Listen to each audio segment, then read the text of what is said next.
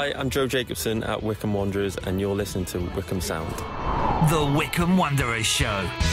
Welcome to the latest edition of the Wycombe Wanderers Show, on the back of a 0-0 draw, a clean sheet and a point, and heading in towards the game against Bristol Rovers. If you caught Ringing the Blues on Tuesday with Phil, you'll have had all the reaction from last Saturday. We'll speak to Phil again in a few moments' time with our match briefing to look ahead to the trip to Bristol Rovers, not without controversy, as well, as you'll hear. Also, we'll speak to Freddie Potts, who of course is on loan from West Ham. We'll catch up with manager Matt Bloomfield, spoke to both at the training ground, looking ahead to this weekend's games and to get the latest feeling amongst the squad as well. Lots more to bring you in the next hour. We'll hear from Chairman Rob Couhig, who spoke to Rob and Nigel and the team at Adams Park on Saturday. Some interesting news to bring you there. Also, we'll catch up with big thanks to Wycombe Wanderers Ex-Players Association, Larry Pritchard, a midfielder who played for both Wanderers and Sutton United, ahead of the two teams coming together again in the League Cup, or EFL Cup, next Tuesday evening. Another Tuesday night. Of course, we've not had Tuesday night action this week. Also, of course, over the weekend we had the Women's World Cup final. England just falling short, a 1-0 defeat against Spain. We've got a report from Wycombe Wanderers Women on how the Lionesses have influenced them. We'll hear from Captain Cara Howes, a number of the other players as well as first team manager Carl and some of his coaching staff as well. Very much looking forward to bringing you that. We'll chat to Mark Gaitskell as well, who's the Chief Executive of the Wycombe Wanderers Foundation. If you're listening to last week's show, we heard from Martin O'Neill, who's been inducted as the Foundation's Honorary President. That was on the pitch last Tuesday evening. We'll catch up with the Chief Executive as well to find out more about their plans, and also fantastic news about a couple of fundraising events involving the Honorary President, which you're going to want to know about as well. Lots more to bring you in the next hour on this week's Wycombe Wanderers Show, which not only is broadcast live on a Thursday at 7, but also has a podcast version available, which you can listen to at your leisure, normally available the day after, wherever you get your podcast from, as part of the match build-up here on Wycombe Sound. Let's first, though, catch up with Phil, who I spoke to at the training ground, and find out what the atmosphere has been like this week in the build-up to Saturday's game. Yeah, big focus on the game. I think an element of frustration from Saturday not winning. A lot of the fans frustrated that Wycombe didn't beat Burton Albion, and the first half showing you could understand it. If they'd got that first goal, I think it would have been a comfortable victory, but they didn't, and Burton dug in. So there's been an element of frustration around the place because of that. But equally, there's been more and more time on the training ground. When you consider where we are in the season, the amount of new players we have as well, I think a vital week really for the club. A bit of a blow with the injury to Jack Grimmer as well. Yeah, never nice to see an injury, and it was one of those at the time on the commentary. It wasn't obvious what had gone on. It was an off the ball one, and they always tend to be the worst sorts of ones. So the gaffer's just confirmed he's out for a little while, and that's a big blow, because not only is he a great player, but he's second longest serving player now at Wycombe Wanderers, a real stalwart, someone who can really be relied upon, and a great character. So it'd be a big miss on a match day. But a good cover in that position as well. Yeah, good cover in the squad, and the window's still open too. So there is good cover there, and equally it's a good option for commentary as well, because Jack's done it in the past and he's a good lad on there too. No, absolutely, a good signing for yourself, and really nice that the way the team's playing at the moment. It really feels like certain things are starting to click, and you can see the style of play that the manager's starting to put on the team. Yeah, you can see things now starting to develop, and the identity starting to come through. I don't think it's there yet. Certainly in certain passages of play we've seen glimpses of it. Against Leyton Orient, but I think in the more games that happen, we're going to see more and more of what it's all about, and hopefully we can get into a bit of rhythm and start putting some results together. And obviously the manager not so keen to talk about some of the new players versus the current ones, but I can talk to you about it, I'm sure. It's been really impressive how the new players have settled in. Yeah, well, there's lots of them. It's the first time for a long time we've had such a high turnover, but like always, it's down to characters, and they've signed some really good characters as well as some good players. So it's been interesting to see how it all develops up here, and the bond is really strong already, and a lot of the younger boys as well really enjoying being around the place and adding some youthful energy too. And some of the music's not so great in the gym, I have to say, but I might be showing my age there myself, but yeah, it's great to have some new faces, new energy on and off the pitch. And Bristol Rovers is a place that we've been to many times before, but as we know, it'll provide a number of tests. Yeah, not so least for the fans. Just 500 tickets available on a day where there's a national rail strike as well, which doesn't make it any easier for anybody. But just on an open terrace, no seats available, which is against the EFL regulations. We know Bristol Rovers are having issues with their stadium, and the EFL are aware of that. And I feel for the Disabled Supporters Association, who were due to be running a bus to this game. They can't now, due to the fact there's no real guarantees of where people can safely be put, and certainly away from other Wycombe fans if they were to attend. The club did apply for a beanbag facility, which Bristol Rovers endorsed and helped us with, but the EFL blocked that, so that doesn't help. Not the best for travelling fans. On the pitch, it's always tough to go and play against a Joe Barton team. He gets them well drilled. I think they've had a really good pre-season, and they look to be continuing from a decent campaign last time as well. And at the time of speaking, they've still got some of their big hitters up top. Collins is a player that really caught the eye last season, so it'll be difficult there. And for someone like yourself, calling the game must be fantastic, or interesting certainly, to see other teams and their new signings and how they're gelling as well. Yeah, it's a lot of work this time of year because it's getting to know all of the new signings, and they've had lots of comings and goings, as have most teams in League One. It's not an easy place to commentate. It's an old quirky ground, and as much as I love those for the atmosphere they create, it's sometimes from a technical point of view not the easiest. But if everything's working, the view's pretty good. I think, I love reading about all the new players and seeing the new systems and how it all settles in. This first 10 games of the season is really tough because there isn't really any form to go by. Everyone's putting in weird performances. You get the odd sort of result, which is a bit of an anomaly. So it's difficult to kind of put any sort of narrative together. But the games in isolation are narratives of themselves really, and there's lots going on around it. There's great characters around it, and big characters and big stories connected to this game. So looking forward to seeing what stories we can write on Saturday. And we'll hear more from the manager later in the show as well. But something that he flagged up when he spoke to you after the game on Saturday was the solid foundation which seems to be being built. Is that something that stood out for you as well? Yeah. Like I say, the clean sheet was important. I think with Jack Grimmer getting injured, it kind of doesn't help in terms of trying to find that settled back three or back five, or however you look at it in terms of the spine of the team. But we have to continue to adapt to do so, and Joe Lowe's come in and been excellent the last two games, so as one door closes, another opens. Is there anything you're kind of expecting or hoping to see on Saturday? Well, as I said, it's very difficult to predict what goes on at this stage of the season. I'd love to see a Wycombe Wanderers win, of course I would. We're on a hat-trick of red cards for opposing managers. Will we see that on Saturday to complete the hat-trick? I don't know. I'm certainly saying I don't hope I see it. But, it's never dull when these things happen. So, it's always nice to report on what goes on, whatever happens. But, I really hope we put in a good performance. And if the performance is there, then there's a fair chance the result will follow. Enjoy the game. Thank you very much. Thank you very much. Phil will be bringing you full live commentary from the Memorial Ground.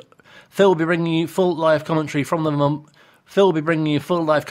Bristol Rovers on Saturday with Johnny King summarising. You'll get match build-up from 2 live here on Wycombe Sound 106.6 and on Wanderers TV as well. And just a reminder too that if you missed Ringing the Blues this week, which is available in podcast form but also live of course now on a Tuesday night, Phil spoke to Rob Couhig to find out some of his plans for the coming months. The chairman also spoke to Rob as well, our Rob, and also Nigel on Saturday as part of the pre-match build-up at Adams Park in the car park, and even I got a mention. I was planning on being here for the last home game, and instead I had something come up and I couldn't come, and I'm sitting there on the couch 1 minute before the game, and Missy said, How do you think? I said, I have not been this excited for a season since we bought into the club, right? It gets under your skin, doesn't it? 5 minutes later, she said, how you doing? I said, I'm just so grateful I'm not one of these guys who's looking around for a pistol. Tuesday night, what a great night for that. And you know what made it big? Obviously, the win always makes a difference. You know that. Yeah.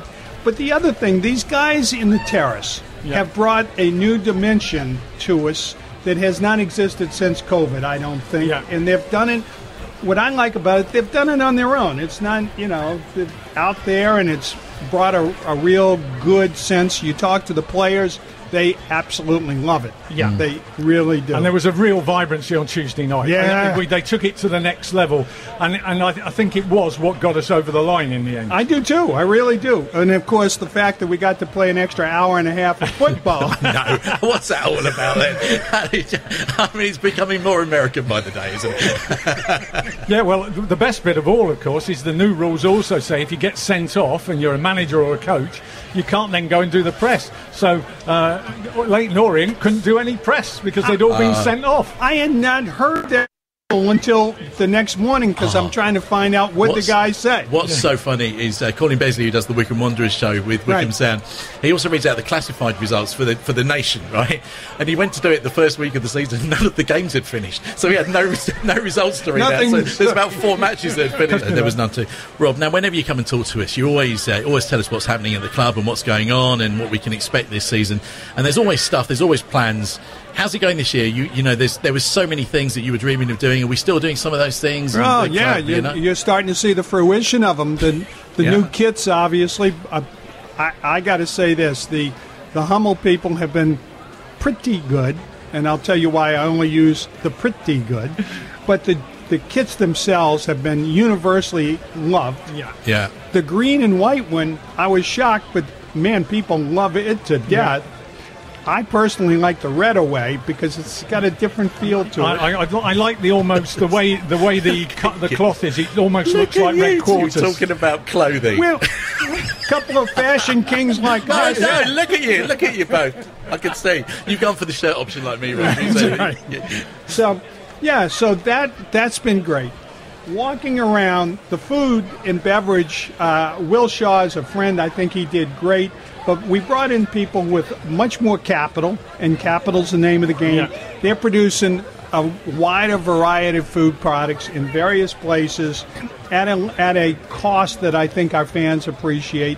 Bringing in these folks with the trailers has done a great job. So the food product, I would give us an A on. Yeah. The changes on the club itself. I am a huge fan of Matt Bloomfield's, or I would not have hired him. Yeah. I am a much bigger fan of his today than I was the day I hired him because he brings a discipline and a relentlessness to his job that I appreciate in all of the people and all the companies that we work with. Matt had the courage to sit with me in the middle of June and say, here are the people I want. Here's what I think it's going to cost. If you will support me on this, I'll go get them. And he did it. Yeah. And let me say, it's not easy. I'm trying to remember, and you would know, Nigel, the fella from Shrewsbury. Shrewsbury. Yeah, we had to up it up. Yeah. I told Luke, I said, man, you're a big asset for us now. Yeah. But no, there's a lone player from Nottingham Forest. Nottingham Forest, Dale Taylor. Yeah. Who's going to be great. It's going to score a lot. We got turned down repeatedly. He got in his car, drove up there, gave the presentation not just to Dale, but to all of the Nottingham Forest people. Yeah. Left with a commitment from them. Yes, he's going to go to you rather than a championship club. Yeah, and it's that. And look, that wasn't the kid from West Ham. Yeah, all of that. Yeah. It is relentless, and he knows what he's doing. Yeah. Most definitely. I mean, you talk to West Ham fans, and we've got a few around here in the club as well, as their Premier.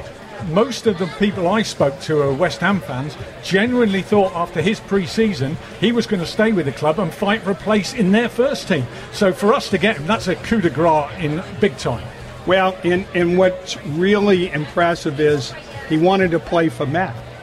Yeah. As much as, look, if he had stayed up, he would have gotten some minutes, there's no question. Yeah. But he wasn't going to be a big-time player there. He gets to come and he plays in Matt's system, which is a system that translates anywhere you want to go.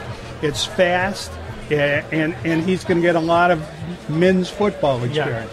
Yeah, most definitely, because up to now he's played, although he's played men's football, most of it has been in under-23s. Right. So he's going to, physicality-wise, he's going to find a huge difference at this level. And some of those 28, 29, 32-year-old guys know how to hit you when you're not looking to be hit. Yeah, most definitely. And he's going to have to be wary about that.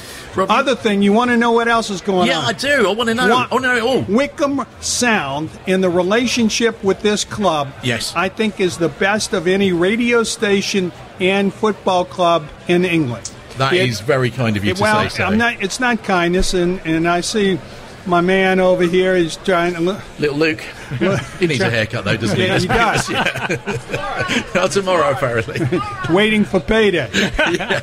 Or Godot, one or the other. Who's going to come first? Hard to say. It's very difficult, yeah. But, yeah, it's... but, no, the ever-growing shows that you have on, the relationship, the fact that you're out here. Although I see they moved you. Yeah, we like it over here. We're close to the food and the bar. Well, that's what I was nervous about.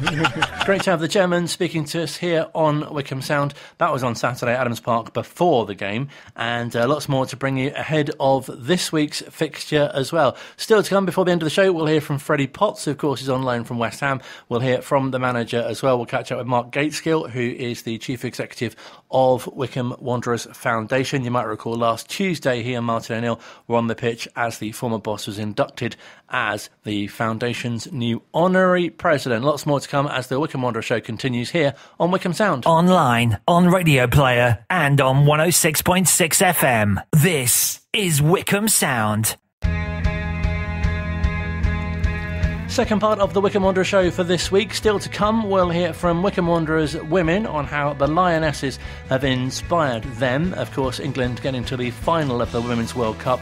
We'll catch up with Captain Cara Howes, a number of the players and coaching staff from the Chairgirls as well. And lots more to come this hour too. But first, with a big thank you to the Wycombe Wanderers Ex-Players Association. This week we feature a man ahead of the EFL Cup tie with Sutton, who's played for both Wycombe and the aforementioned club as well. He played in midfield. His name's Larry Pritchard, and by the sound of it, he enjoyed his stay at both teams. Spent quite a long time at both, and worked hard both times, and enjoyed every minute. Well, not every minute, but most minutes. No, definitely. Fantastic to be so highly regarded by both your teammates and peers, but also by Brian Lee as well, who was always a big fan of yours. Yeah, it was quite a long journey, that, because I came across Brian at Bisham, which because we trained there on a Sunday with the England side, and I got to know him from that, and then things turned around, and I went to Wycombe for a little while, yeah, which was good. And I guess you couldn't have imagined quite how it would have turned out, especially getting to play for your country as well. No, that's good. Yeah, very good. Very enjoyable. Is it quite strange in a way, though, to kind of compare your achievements between the two clubs? Because obviously you made many appearances for Sutton as well. Yeah, I had a lot of appearances, over 700 or 800 games for Sutton. But it was good. I enjoyed it most of the time. And most of the time, you always have ups and downs because you have bits and pieces where you don't quite see where you're going. And did you always envisage you perhaps become a coach and then go on to management as well? No, I didn't. I never anticipated that because I was just concentrated more on just playing and getting things right. But I thoroughly enjoyed that as well. And really nice as well that Brian Lee, obviously that we talked about, and several other managers as well, picked you out as kind of the best player that they ever managed as well, which is lovely sort of attribute to have. Yeah, that's very nice, to be honest. I've come across Brian because of his situation at Bisham Abbey. I got into the England squad and Great Britain squad, and we went there to train it felt like every other day, to be honest.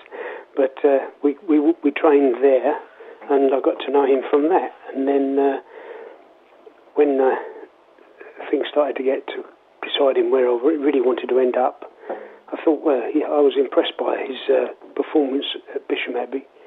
And then at Wycombe, they started to look at the business, so it was great to go there. And there's a really nice symmetry, isn't there, in the fact that Sid Can, of course, who was successful at Wycombe, was the man who took you to Sutton as well. Yes, he was at Sutton.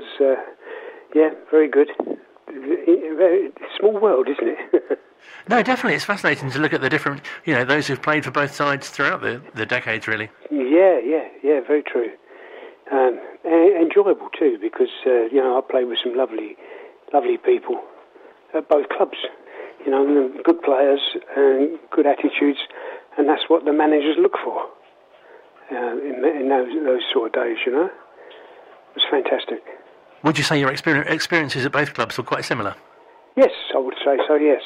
We had a lot of good games, as you say, had a lot of good games in both clubs. I always took every game as it was, but both clubs very good. And they looked after everybody. They were very good, yes. And are there sort of midfielders now you especially look out for because they play in a similar position to yourself? No, not really. We obviously watch football quite a bit. I don't go to many games now, to be honest, because we're getting a bit past that. But I like to watch television and watch the games on there, and I enjoy watching the performances. And I have fond memories of games that where we went abroad and played. I couldn't tell you any of the names of the people we played against, but when we're playing in France and Spain and teams like that, it was fantastic. Good games. And also, obviously, what comes across from speaking to other ex-players is the real camaraderie between everyone in the dressing room. Yeah. I think that's down to the management to get the right balance of people.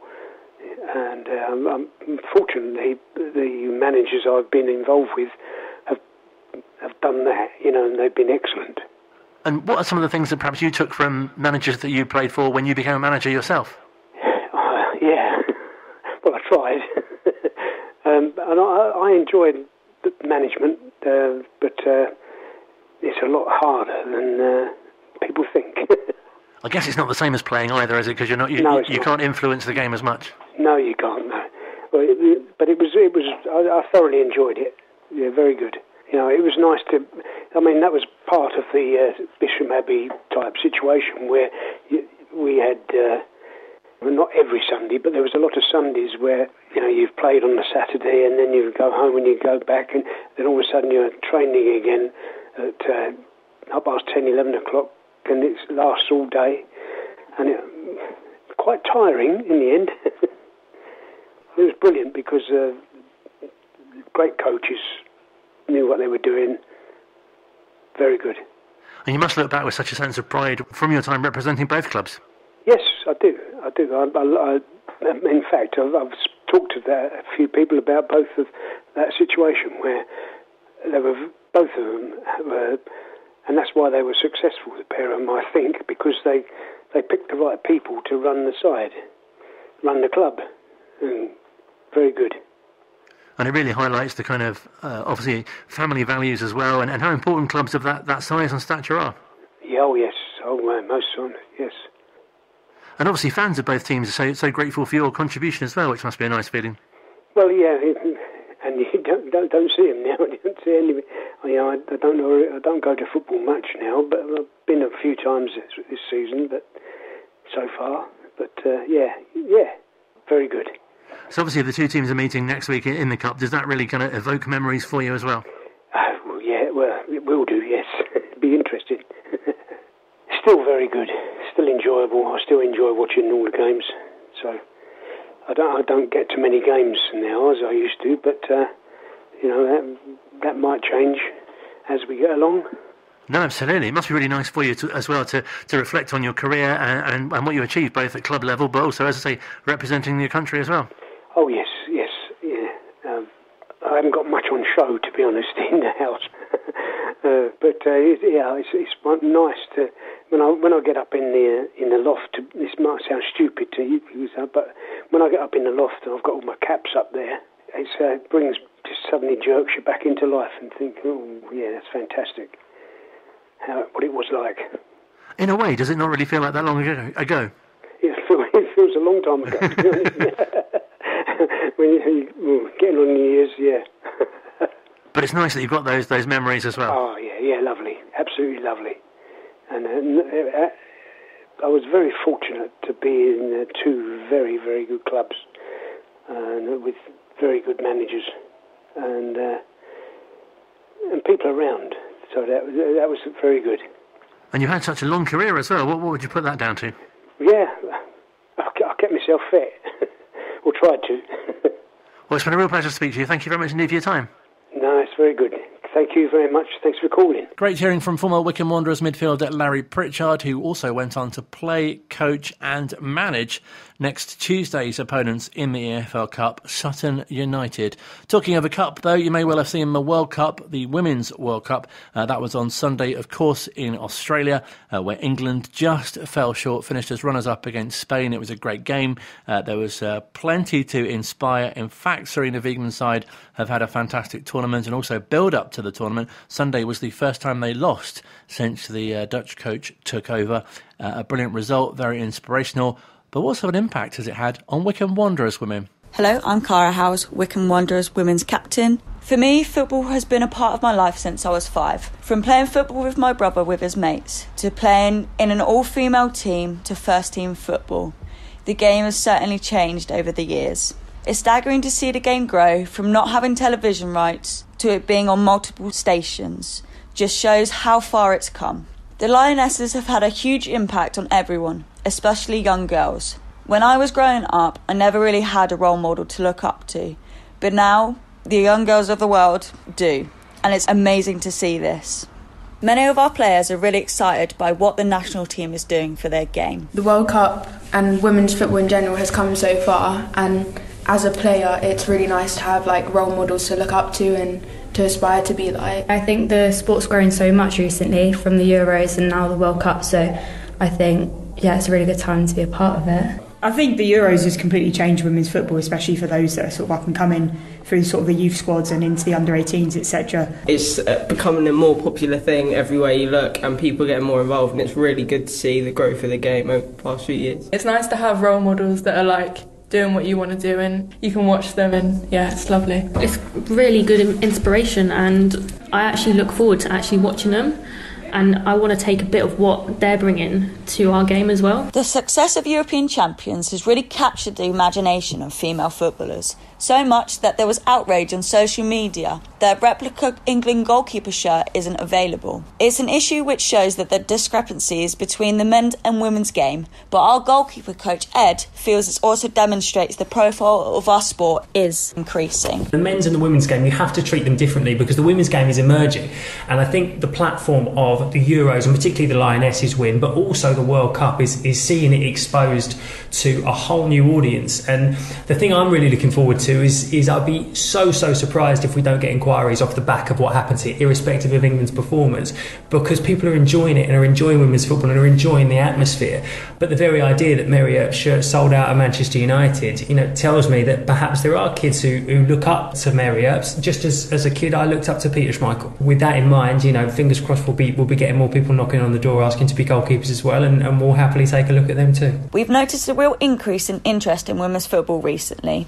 Our manager Carl was expecting that to be even greater following the tournament in Australia and New Zealand. The interest we got off the back of the Euros was massive, so I can imagine what it's going to be like this time around. But even saying that, our recruitment was, I say about 85% done by May. We're now back at training and we're still getting inquiries. So the interest in women's football is massive at the moment. There's loads of young girls out there that want to be chair girls, and it's trying to find the space for those players. It's sometimes the hardest thing, but no, it's brilliant at the moment. It's great seeing the younger players develop. Sonny coaches our under-18s. It's got to be enjoyable, because if you think about it, basically football is a game, and if you're enjoying playing the game, you're going to play much better. And again, looking at when the Euros was to the World Cup now, and look how much has happened in that short period. We're looking at just a year, and the games progressed, the female games progressed so much since then. But it's all positive, it's really positive stuff, so it's super exciting. We're all looking forward to the new season and would love you to be a part of it. Either coming to the games, getting involved on or off the pitch, or just following on social media. Online, on Radio Player, and on 106.6 FM. This is Wycombe Sound. Final part of this week's Wycombe Wanderers Show still to come. We'll hear from manager Matt Bloomfield on how beneficial it's been having a full week's training and preparation for this Saturday's game with nothing on Tuesday. We'll hear from Freddie Potts as well on how he's settling in and what he thinks about his early games amongst the squad too. Lots more to bring you, but first, if you're listening last week, we were fortunate enough to speak to Martin O'Neill, who that week on the Tuesday night game at Adams Park had been inducted as Honorary President of the club's charity arm, the Wycombe Wanderers Foundation. I'm very pleased to say we can hear from their Chief Executive, Mark Gaitskell, on the appointment and some brilliant other events coming up. Obviously a first for the foundation, and what a first. You know, obviously we're delighted to secure Martin's name. You know, I think I had a chat with Matt Cecil about Wycombe's Mount Rushmore, and we had Martin on there. So we had Martin, Gareth, Bayo and Blooms. So we've secured one of the icons of the club. And obviously his association with the foundation just spreads our reach, which is, you know, one of our kind of key objectives really, because the more people that know about the foundation and what we do and how we do it, the more people we can impact and support and help. So Martin helps that, but he's also committed to a couple of events with us as well. So he's delighted to accept the role, but it's not just by name. He's going to get involved. He's really keen to support the work that we're doing. And as when we spoke to him, we discussed that just the fact that he's so well known for getting the best out of players, and that's something that's really sort of what the foundation's all about, really, getting the best out of people. Exactly. And I think you've only got to spend 5 minutes in Martin's company to just be captivated by his football experience, his charisma, his passion for the game and what it can do for people of all walks of life. So it feels like a really sort of seamless connection for him to be connected still to the football club, because obviously we are the football club, and to help us with the work that we're doing in the community. And it really shows, as we've spoken to you about before as well, but how powerful football can be as a sort of vehicle, if that's the right word, for all sorts of things, for all sorts of ages and such a wide appeal in the community. Absolutely. And I had one conversation with Martin, and he was sold on the idea. So, you know, and he, you know, he's a giant of the game, I feel. You know, I remember growing up seeing him in the Premier League and on the international stage. So having him then support the work of the football club and us as its foundation and how we're helping and supporting all different groups within the community, I think it's a great coup and adds real value. It must be a great opportunity for you to be able to sort of say to him as well what you do and give examples as well. Yeah, you know, look, he was aware that the club had a charitable arm, as most football clubs do now, but really I spent an hour in his company when we were talking about the position and sort of talked about the foundation and what we do and how we do it. And he was really, you know, really interested. And I think there was a few things that surprised him, you know, like our refugee skateboarding program. You know, that's not something that you would sort of immediately associate with a football club. So I think it captivated his attention. And like I said, he accepted the role pretty much straight away. So yeah, we're delighted, really happy. Especially, I think, with things like, obviously, when you launched the Reardon Room, it was so fantastic to see that video of the things that you do, you know, just ranging from things like, you know, the warm hub to, you know, working with school children and literally generations of people that can benefit. Yeah, look, I think the foundation, you know, we want it and the football club to be the heart of our community, to be a hub for all different people, all different ages, people who love football, people who don't love football. And I think we're achieving that, and actually, like I said, that does come to people's awareness and us spreading our message, and having someone of the profile of Martin to help spread that message is fantastic. I think as well, especially inclusion is a word that you hear a lot, I guess, especially these days, but it really does sum up, you know, what you do as a foundation. Yeah. So inclusion and cohesion is one of our departments, and a key one, and is growing, because for us, our objective, we're fortunate, you know, lots of charities are geared towards helping a specific group of people or a specific part of the community. Our scope is almost endless, which is great. And football is often a common language. You know, it unites people of all different shapes, sizes, and backgrounds. So for us, if there's a group in the community that need a helping hand or a bit of support, often we can use football as that vehicle to initiate and engage and try and deliver some provision. So I think in the last 12 months, the number of community groups that we're supporting is increasing all of the time. So yeah, I think we're going to reach more people with Martin's help. So what do you sort of hope to achieve, if you like, having Martin as your honorary president? Look, I think awareness, as I've mentioned, is a big one. When we were formerly Wycombe Wanderers Sports and Education Trust, that I got told when I joined we were the best kept secret in Bucks. I'd like to think we're no longer that, but just because we've taken some strides forward with our rebrand to Wycombe Wanderers Foundation and our work with the football club, we want that to continue. We want to grow our presence and our reach, and Martin helps with that for sure. He's also committed to a couple of fundraising events. So for us and for lots of charities, funding and fundraising are always a big and continuous challenge. And I think us as a foundation, we've perhaps put down our own fundraising efforts for a little while, and I'm picking those back up. And Martin's going to help with that. So we're planning an evening with Martin O'Neill at Adams Park, and along with one of my new trustees, Alan Parry, the sports broadcaster. So Martin and Alan are good friends, and obviously Alan's got some great stories and Martin's got some great stories. So we're planning to have a really fantastic event at Adams Park, which Martin will be part of, and then another fundraising event towards the end of the year, which I just can't reveal the details of that one just yet. Well, but both sound very good. I don't even know what one of them is. Exactly. There you go. I've enticed you in there, Colin. And does it feel like a really exciting time, with the change of manager as well, some of the new players coming in, but also, the great direction that the foundation's taking as well?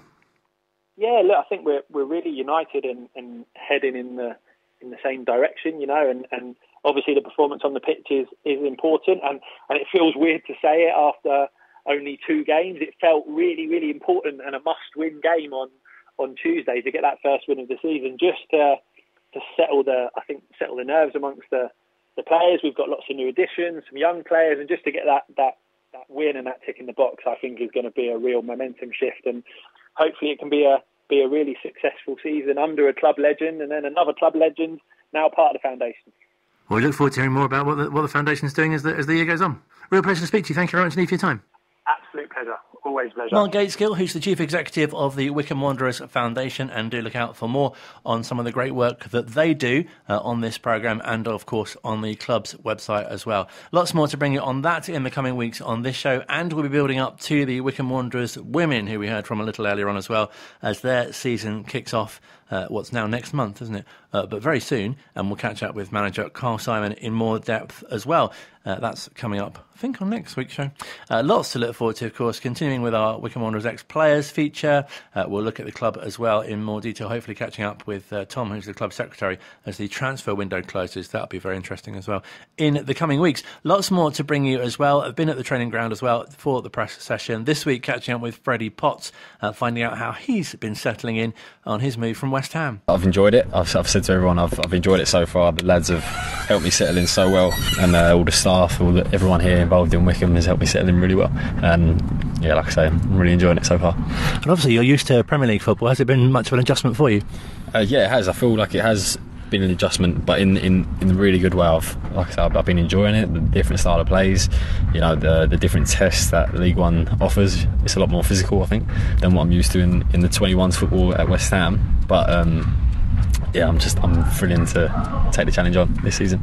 Do you really feel it'll benefit your game from your time here? Definitely. It's the reason I've come here to play men's football, and I want to achieve things with Wycombe, because I feel like it's a club that can achieve things in the future. And even before I came here, I know of Wycombe that they should be in the Championship at least, and that's the targets that we're going to try and achieve this season. And does it feel a really exciting time to be part of the side with the new arrivals, and obviously the manager not that long been in place? Yeah, it's a new group. It's with a new manager. Everyone's excited. Everyone's the way the season started wasn't the way we wanted it to, but I feel like now everything started to settle down. The results will come, and they have started to come. We feel like we should have won on the weekend.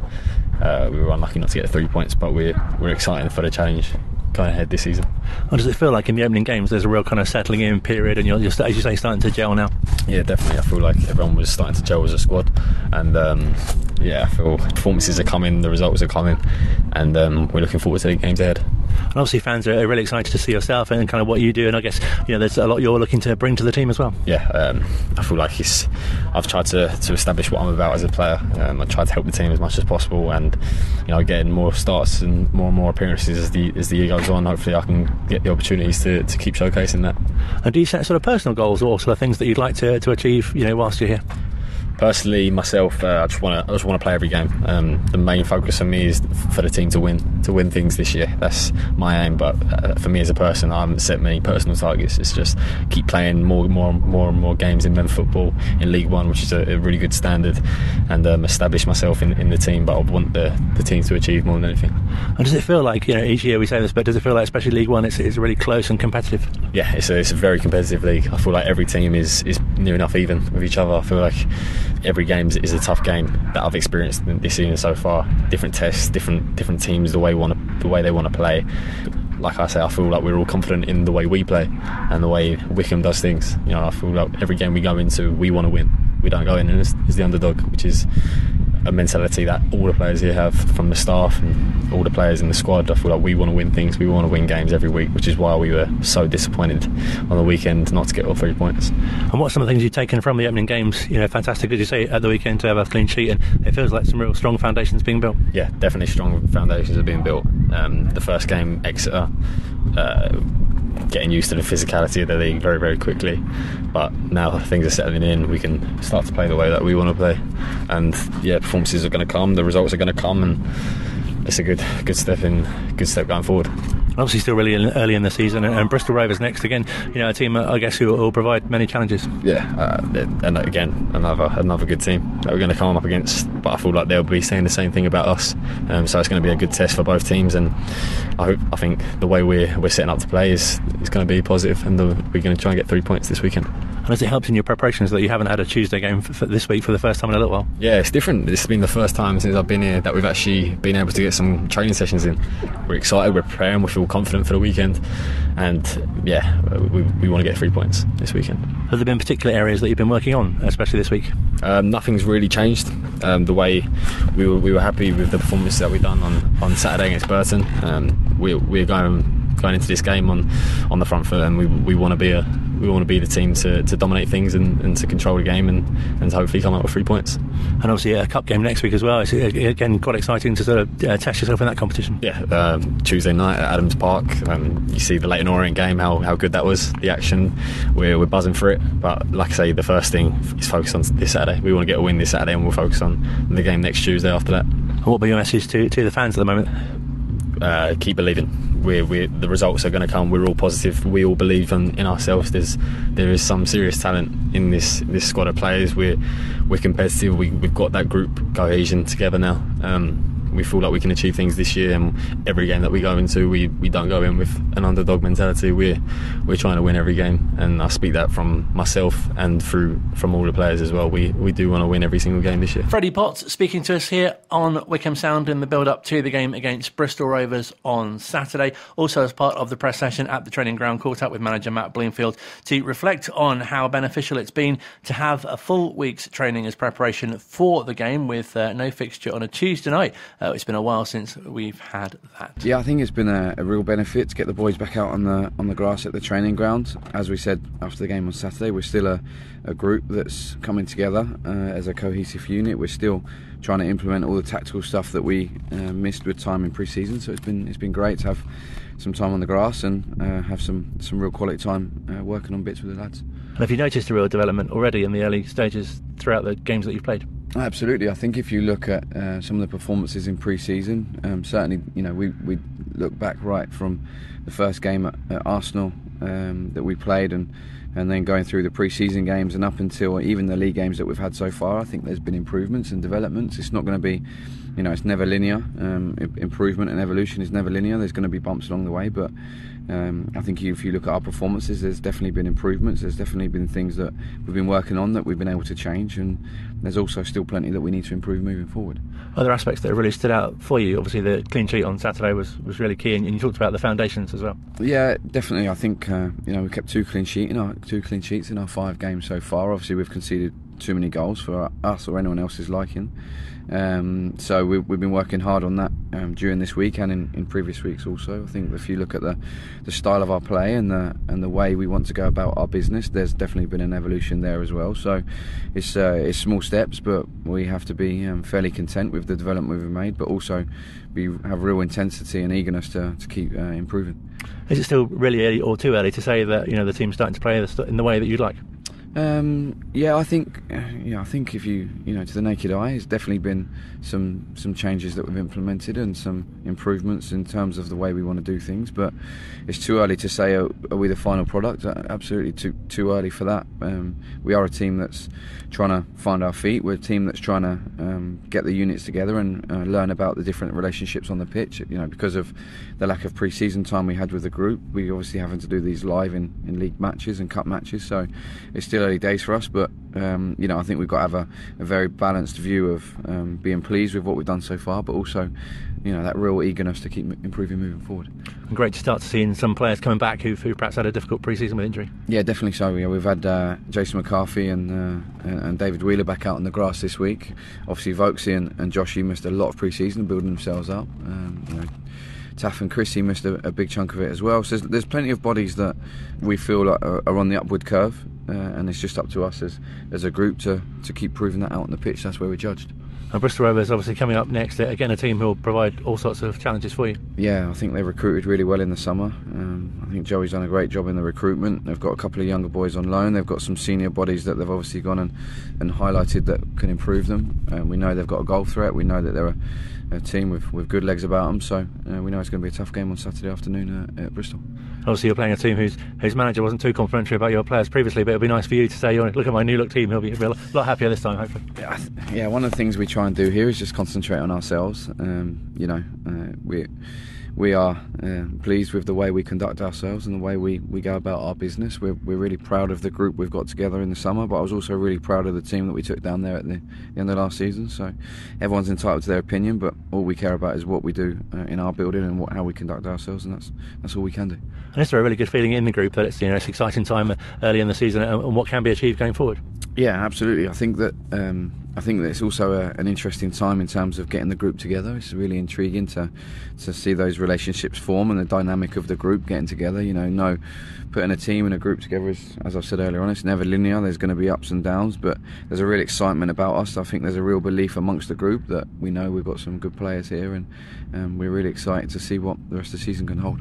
And again, it feels like an exciting time with sort of building up to, I guess, kind of the first 10 games is a real kind of marker, if you like, to see how far you come. Yeah, definitely. I think that we've got another exciting week next week. We've got 2 league games and the cup game. Once you get towards 8-10 games, you do get kind of a bit of an idea of how the season's going to go. But there's obviously exceptions to that rule as well. You always see some teams start off like a train and fall away, and there's always other teams that start off slowly and really find their feet as the season goes on, get stronger. I obviously believe that we're going to get stronger as the season goes on, and we get fitter and more united as a team and as a group. So yeah, we hope to be that team, but we also want to get as many points on the board as soon as we can. And just finally, I know when we've spoken to you before, there are certain aspects of your job that you can't necessarily prepare for, but how have you found these opening few games in terms of sort of being in charge? Yeah, can't prepare for things. I think that obviously the best laid plans are put in place. Then you get beat the first game 3-0, and you have to keep evolving and moving. But whilst you say that, there's also a deep belief and a trust amongst our staff and a group of players that we're heading in the right direction. I don't think that changed either side of that first game or either side of the win and the draw we had last week. So we're really confident and we have a high belief in the group that we've put together. And like I say, we're relentless in the terms of the way we want to improve. We're relentless in how we want to move forward, and we have to make sure we keep proving that. And as I say, it doesn't matter what happens on the training ground. It's about Saturday afternoon, and we have to make sure that we keep putting points on the board. Pleasure to speak to the manager. We'll hear more from him on next week's show. Luke joins us for what can only be described as the final bit. The padding. Notice board. The notice board, yes. The padding. How very I do apologise. I have some family day updates for you. Would you like some? Yes, please. Good. Because you gave us a hint last week. I can now tell you there will be Lord's Surf Simulator and large deck chairs. That screams Nigel, doesn't it? Wycombe Swan Theatre's Beauty and the Beast interactive activities. Wycombe Leisure Centre's football activities. Face painting. Petting pigs with cute little pigs. No, let's not go there and start talking about pigs. Teacups. And there will also be a designated area in the car park where fans can meet non-playing players and get photos and autographs. But when is this Family Fun Day? Well, Colin, what a great question. It's going to be on Saturday, the 30th of September. September, not December if it sounds like that. September. That is the Wycombe versus Carlisle United game.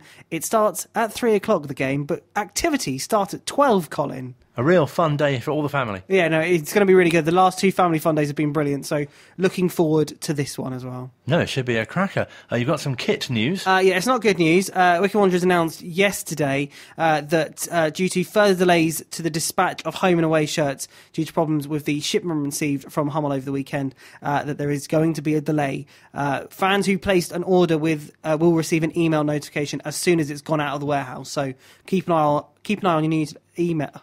Keep an eye on your emails, Colin. Just keep an eye on them. Just keep an eye on them, Colin. Yes, I am. I am. Okay.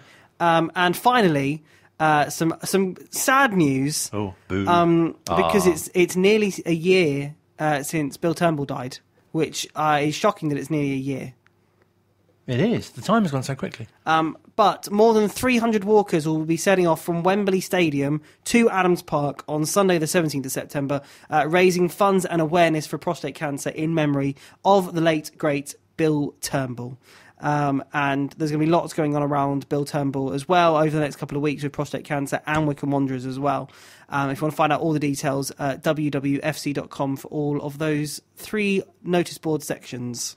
And you should give us an update as well on your role as Wanderers TV producer. It's going well. Phil's still alive, so that's good. He's not succumbed to any technical issues this week, so it's going well. It's all going well so far. So far, so good. What's been most enjoyable? There's a table tennis table appeared at the training ground. Table tennis has arrived. That's been very what's the word I'm looking for? Competitive. Yeah, it has been very competitive. I haven't played it while the boys have been around because they're all rather good at it and I'm not. But I did have a quick game with Matt Cecil earlier yesterday, and I think Matt went on easy on me just because I'm a bit rubbish. He appears to be very good at table tennis. He seems to be good at everything. It's rather annoying. Oh, okay. Table tennis, cricket. Josh Scowen's very good at cricket as well. Yes, you played cricket at the training ground. I've played cricket at the training ground. It's just I've not played football at the training ground, but I have played cricket and ping pong. This is some fantastic insight. Thank you. Is it interesting? Yeah, I'd say so. Okay, good. Yeah, no, Josh Scowen's very good at cricket. Luke Lee, he was very good at cricket. Phil Catchpole, very good at cricket. And JT from the kit area of the training ground he's very good at bowling.